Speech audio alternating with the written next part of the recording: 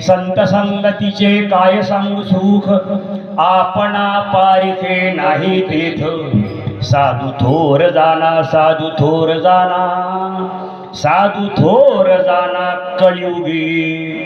इहलोकी तोची सर्वाभूती सम, शरीराचा भ्रम नेणे कदा. साधू थोर जाना, साधू थोर जाना, साधू थोर जाना कलियुगी. नामा म्हणे गाय दूध एक सार, साधू निरंतर वर्ते तैसा. साधू थोर जाना, साधू थोर जाना, साधू थोर जाना कलियुगी. विठाला विठाला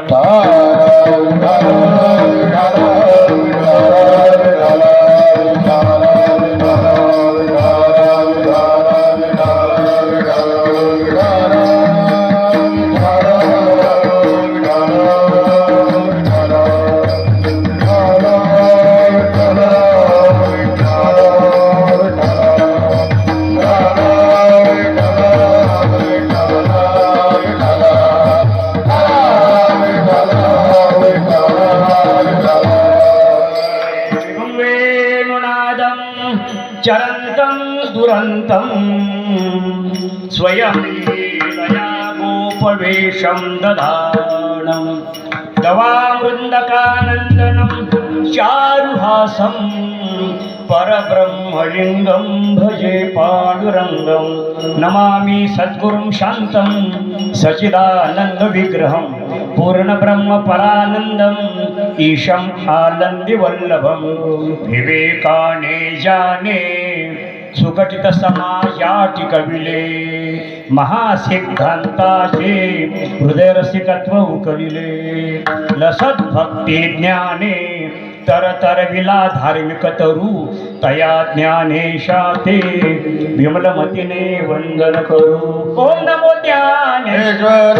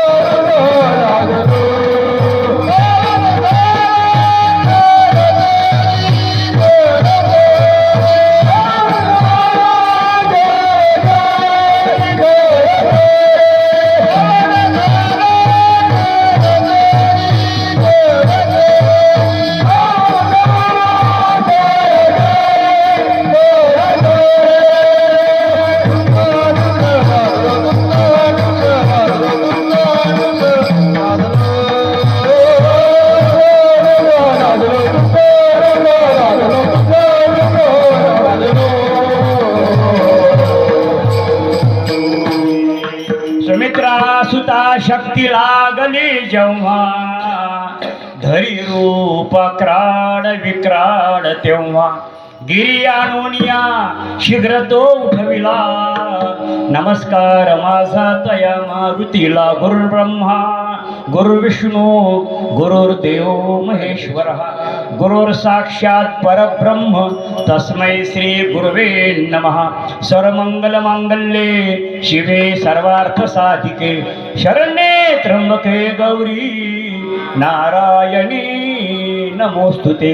नागेंद्रहाराय त्रिलोचनाय भस्मांगरागाय महेश्वराय नित्याय शुद्धाय दिगंबराय तस्मै नकाराय नमः शिवाय.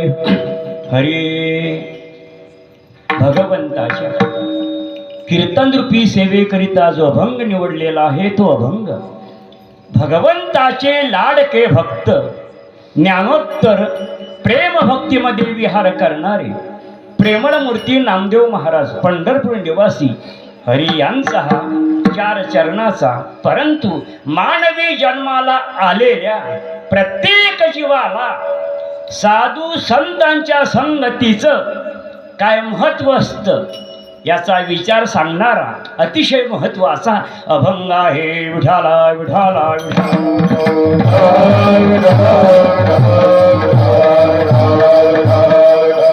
आणि या अभंगावर विवेचन करण्याच्या पूर्वी परिहार जो द्यायचा आहे त्याची तुम्हाला कल्पनाच आहे. कारण आज जवळजवळ सप्ताहातील 6वा दिवस आहे आणि कार्यक्रम कोणत्या निमित्तानं हे प्रत्येकाला माहितीच आहे. प्रपंचामध्ये आल्यानंतर दुःखच आहे महाराज. तो संसार कोणाचाही असो, दिल्लीचा राजा असो का गल्लीतला असो, इंद्राचा असो का उज्राचा असो, दुःखरूप संसार आहे. पण अशा दुःखरूपी प्रपंचामध्ये काही क्षण आनंदाचे असतात. आनंद असतो प्रपंचामध्ये. लग्नच होत नाही पोरग्याचं बुवा, झालं लग्न काय आनंद आहे, व्यावहारिक आनंद. लग्न झालं, मुलगा झाला, आनंद. आयुष्य आनंदात गेलं, आनंद आहे. जन्माला आल्यानंतर आपण वाढदिवस करतो, आपल्या मुलाचा वाढदिवस करतो आपण. हा आनंद एक प्रकारचा आनंद आहे. भगवंताला सर्वच काही कळतं या कृष्णाला, पण 2 गोष्टी कळत नाही महाराज देवाला. कोणत्या? स्त्रियस्य चरित्रम पुरुषस्य भाग्यम देवो न जानाति कुतो मनुष्य. ठाला ठाला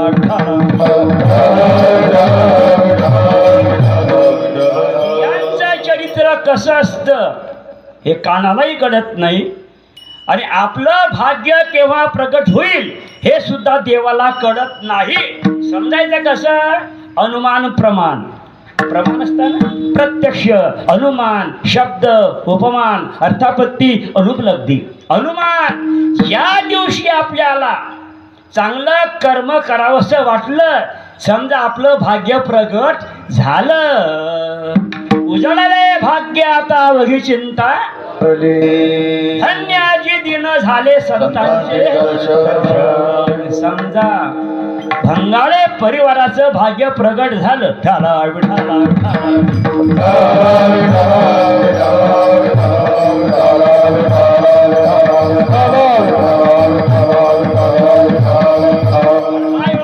भव्य दिव्य विशाल मंडप आयोजित केलेला आहे. आनंदाचा क्षण, सुंदर मंडप आहे. असे मंडप लग्नाला सुद्धा नसता पोरायचे आपल्या. काय लग्नाले मंडप करतील, जमत असतील लग्न पोऱ्याचं. काय मंडप कर. हा देवाचा सोहळा आहे महाराज, आनंदाचा सोहळा आहे.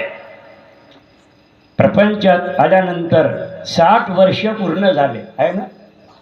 राजेंद्र भाऊ, श्रीयुत राजेंद्र मुरलीधर भंगाडे 60 वर्ष पूर्ण होऊन 61 मध्ये प्रवेश केलेला आहे. पण आनंद त्यांना काय, पण मुलाला आनंद, सुनायला आनंद, की हा आनंद आपण प्रकट करावा. कोणत्या निमित्तानं? हे सात्विक कार्यक्रम आहे. हा सात्विक, राजस आणि तामस. प्रत्येकात 3 प्रकार आहे. सत्व, रज आणि तम प्रकाराचे 3 तुका म्हणे केले. सात्विक लोक कथा ऐकता, कीर्तन ऐकता, हरिपाठ ऐकता. राजस लोक सिनेमे पाहता, दिवसभर मोबाईल पाहत बसता. आणि तामस लोक तमाशे पाहता, ढाला विढाला विढाला.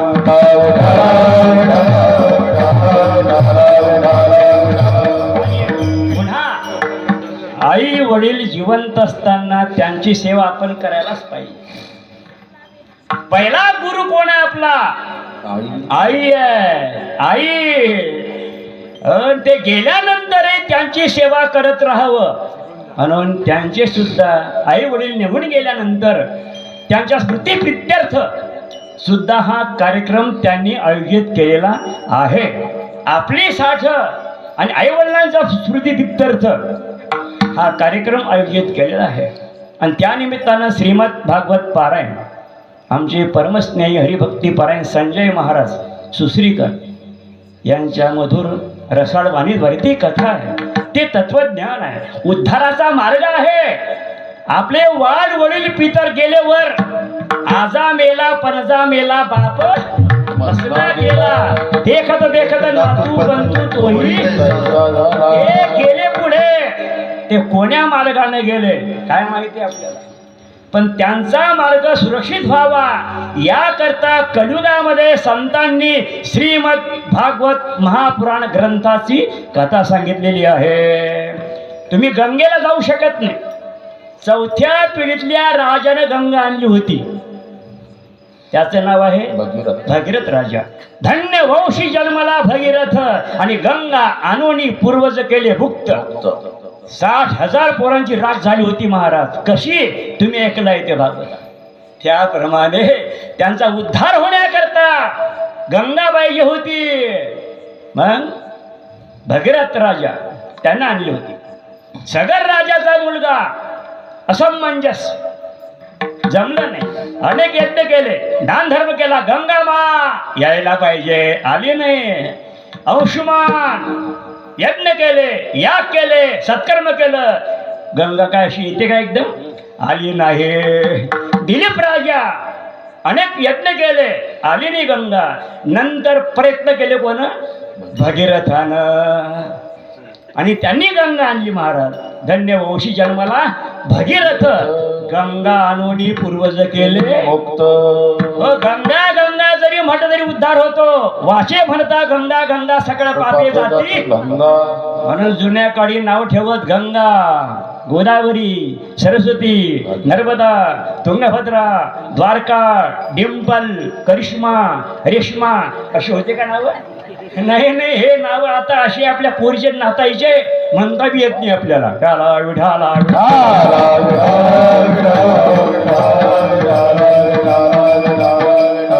इतक्या लांब गंगेला कशाला जाता?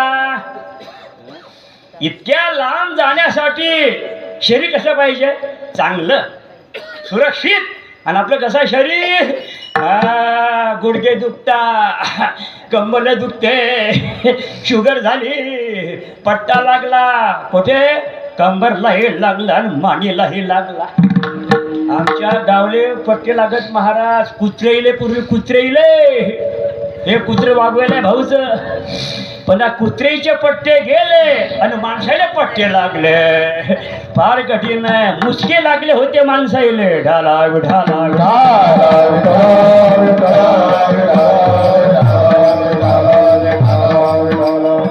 शरीर चांगलं पाहिजे गंगेला जाण्यासाठी. आणि जवळ काय पाहिजे? पैसा. पैसा कसा मोडू आणि जीवाला येते रडू. पैसा मोडत गेलो कायच्या. म्हणून गंगेला जाऊ नका. फार गंगा खळखळ वाहणारी आहे. हातचा सगळा सुटला, बिना तिकीट कलकत्ता. पुन्हा समुद्रामध्ये कशाला जाता? घरच्या घरी परमार्थ हा थाईत बैसोनी करायक. ही गंगा आहे आपल्या भंगाळे परिवारामध्ये. नाही तर मग काय हे सांगितलंय? भागीरथी स्नानाश्रम लागे फार, करावे एकाग्र मन येथे. त्याप्रमाणे कथा भागीरथी स्नान जे करती त्यांचे उद्धरती पूर्वज. पूर्वज उद्धार होतो, आपला उद्धार होतो. गंगेला जाणारा एक भक्त होता, आई वडिलांना घेऊन गेला होता. कथा फार मोठी आहे. त्याचं नाव आहे पुंडलिक बुवा. आमच्या गावचा आणि तुमच्या गावचा असेल तो कोण? पुंडलिक राय घेऊन गेला आई वडिलाले. कुठे? काशीले.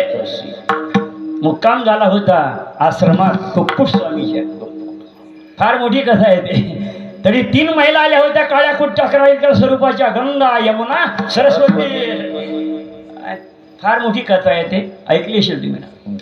सांगितलं, अरे बाबा कुठे चालला? काशीला चाललो. तुम्ही कोण आहे स्त्रियांनो? इथे आल्या होत्या तर काड्या काड्या शार होत्या आणि सेवा केली तर गोऱ्या गोऱ्या पान झाल्या. बुवा काय सामर्थ्य आहे या आश्रमाचं.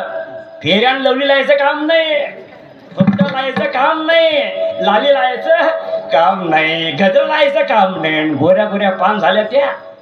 अरे बाबा हे गंगा नदी आहे, ही यमुना आहे आणि आम्ही सरस्वती आहोत. तुझ्यासारखे पापी लोक आमच्यामध्ये आंघोळा करता आणि मग तुमच्या पापानं आम्ही घाण होतो. आणि ते पाप धुण्याकरता संतांची सेवा आम्हाला करावी. हे संत आहे कुक्कुट स्वामी ऋषी लोक. मी पापी कसं काय? पापानी तर काय, हा म्हातारे आई वडील वृद्ध त्यांना पायदल घेऊन चालला आणि खांद्यावर कोणाला घेतलं? तुम्हाला माहिती आहे वाटते. बायकोले ओळखीची नाही पालखीची. आई वडील किती वर्ष राहिले आपल्या बरोबर. त्यांनी जन्म दिला, हालांची काढा केली, रक्ताचं पाणी केली, रातभर आपली आई राबली महाराज आपल्या करता. आपल्या आईच्या पायात चप्पल नव्हती महाराज, बापाच्या पायातही चप्पल वाहन नव्हती, चपला नव्हत्या. आपली सेवा केली, पुढापुढीले पायदल घेऊन चालला आणि खांद्यावर कोणाला घेतलं? अरे हे तुवा काय केले? आई बाप राबविले. आई बापाच्या गळ्यात दोरीन बायको घेतली खांद्यावरी. पुंडलिक काशी यात्रा करी. पुण्य करता होय पाप दूध पाजोनी पोसीला साप. काय करू? जा घरी सेवा कर आई वडिलांची. बरं बरं बरं बरं काशीले काही जात नाही म्हणे मी आता गंगेकडे. घरी आला तो आणि काय केलं? पुंडलिकाच्या भावार्था गोकुळाहुनी झाला सेवा केली आई वडिलांची मंडळी. भगवंताले जावं लागलं. कशाला का तू काशीला? मैं तो काशी गया हरिद्वार गया, गंगा नहाते नहाते खयाल आ गया. तन को धोया मगर मन को धोया नहीं, फिर गंगा नहाने से क्या फायदा. कभी प्यासे को पानी पिलाया नहीं, बाद अमृत पिलाने से क्या फायदा. काय फायदा? थोडं करावं पण चांगलं करावं म्हणून आले घरी. आई वडील एक शेपक प्रमाणे पण महत्वाचं आहे. माय बाप केवळ काशी गाणे न जावे तीर्थ जाऊ नये का? जरूर जा. 2 धाम 4 धाम सप्तपुऱ्या सर्व करा, पण हे जिवंत आई बाप आहे ना काशी, त्यांची सेवा करा. माऊलींना विचारा, सकल तीर्थाची धुरे जे का माता पितरे तया सेवी श्री लोन की जय. मातृदेव भव पितृदेव भव म्हणून अरे विसरू नको रे आई बापाला. झिजविली त्यांनी काया, काया झिजवली तुझ्या शिरावर धरली सुखाची छाया. मिळणार नाही पुन्हा आई बापाची माया. आई वडिलांची मुलावर माया असते, नवरा बायकोचं प्रेम असतं. प्रेमात भांडणं चालतात कोर्टाईमध्ये, पण मायेत भांडण हो. बरं भांडता आईशी, आई वश्य बरं भाऊ. माझ्या बायकोला बोलू नको, बरं बोलत नाही. माया म्हणजे माझ्या नाही त्याच्या. पोरं म्हणता आई बरं बरं आहे. आई आहे ते काय? आई मा नंतर आई म्हणत. आता काय म्हणता पोर आपले? मम्मी पप्पा दोघं मारता गप्पा. आता असं निघालं बुवा. त्याप्रमाणे आई है जो कौन सी चीज हो यहाँ नहीं मिलती, सब कुछ में जाता है लेकिन माँ नहीं मिलती. घर में माय, गोठे में गाय, खेत में भाई, उसकी बहुत कमाय. अशा गरजा वाढल्या महाराज. आता एक महाराज सांगत, अरे बापरे, अरे मुंबईमध्ये घाई, शिर्डीमध्ये साई, फुलात जाई, गल्लीमध्ये भाई पण सगळ्यात भारी आपली जन्म देती आई आई. विठाला विठाला विठाला, विठाला, आई वडिलांच्या स्मृती प्रित्यर्थ सुद्धा यांनी ही कथा लावलेली आहे. राजेंद्र भाऊ आणि आनंद आहे महाराज त्यांची जरी इच्छा